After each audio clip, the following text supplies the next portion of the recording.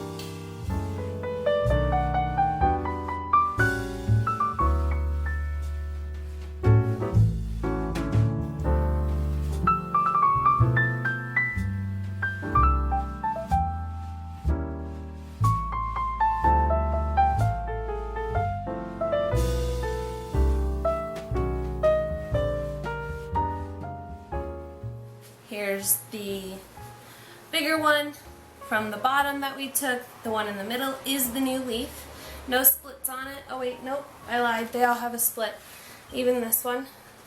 Hopefully now that it's in soil it'll start to green up. I could go ahead and fertilize it once it's been in soil a few days. This is the other one. It did have a little bit of a hard time coming up, but once it was there, no problems whatsoever. It's like a jungle in here.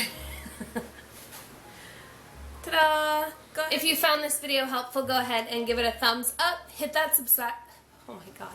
Hit that subscribe button if you haven't already. And I will see you guys in the next one. Goodbye. Yeah.